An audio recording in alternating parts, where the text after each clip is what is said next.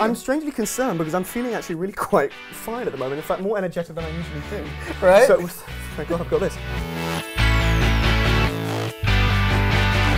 RJ here, hanging out at the Young Hollywood studio. Now, you know we love introducing you to brand new talent that just has broken through, and this is a guy that's broken through in a big way.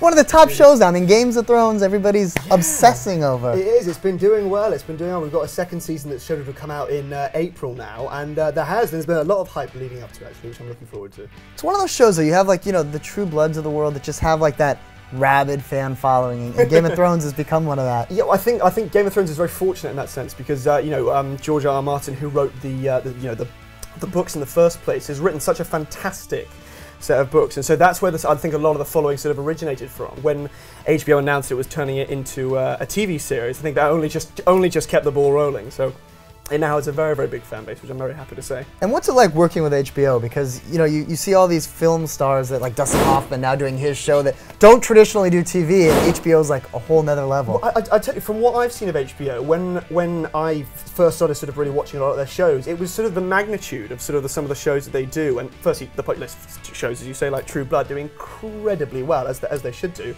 When I first arrived on set, as I said, was just completely mesmerised by the size of the sets, the amount of extras, the actual costumes that are going on, all of which HBO have just, completely put their heart and soul into creating something that's incredibly real. And so hopefully in Game of Thrones they'll be able to see even more real-life action. It's like a mini movie every day. It's kind of cool. Yeah, that's exactly the way of describing it. And let's talk about the traveling, because it's a pretty intense schedule. I mean, you literally came from the airport and you came straight to visit us. I did. My bag is still in the car. I'm still yet to. You're a good man.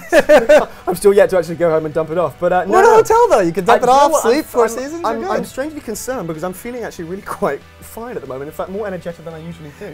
Right. So, thank God I've got this. So yeah, but the traveling has been something that I've just adjusted to. And the it's shooting in some pretty incredible places. I mean, from Croatia, Ireland, you're all over the place. What's it like keeping track of where you have to be when and what places you're going to? Well, I mean, I have my sort of my base really, which is where I film House of Anubis, which is Liverpool, which is where me and my friends have been filming for the past 7 months. And then when I needed to hop over to do Game of Thrones from time to time, I mean, it would literally be hop, skip and a jump from Liverpool to Belfast, and I'd be there in about an hour and a half. I mean, it really is that quick. Getting off the plane, and I'd be on to do filming for Game of Thrones, having just filmed House of Anubis that afternoon. So, we've been talking about all these great projects you're doing on HBO. Now, total opposite end of the spectrum, House of Anubis on Nickelodeon. Yeah. How do you get in the mindset of, okay, now I'm in a battle scene for HBO, and now I'm in a kid's show on Nickelodeon? Well, because they are so opposite, it's fairly easy to, well, not easier, but, sort of more simple than you think to flip between two very opposite mind frames. It's rather like being incredibly happy and then being incredibly angry. Right. There's such a contrast. What are the flowers for?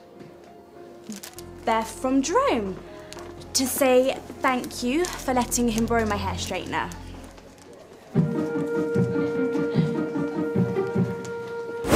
So I think when the flight's over and sort of arriving and seeing the set and seeing the actors and the actors who I associate with HBO or who I associate with House of Anubis is what really helps you to sort of get into that mind frame, if you like. Now, last thing, any secrets you can tell us that the die-hard fans of the show would just die to know? But for those of you who have read the books or seen some of the adverts that have recently been released, there is a particular battle scene which Game of Thrones are particularly good at doing. But towards the end, there is a battle scene that is going to blow your mind away, and I was part of that for my final 5 days of filming. So what I will say is that if you're going to watch, if you have to choose an episode to really stick towards, try to really tip it towards the end, because the whole way through it's fantastic, and in the end, the finale is just going to be unbelievable battle-wise. We got Eugene Simon in America, and it sounds like we're going to be having him here for a long time to come. Thank you for coming and hanging out with us, Young Hollywood. Thank you very much indeed.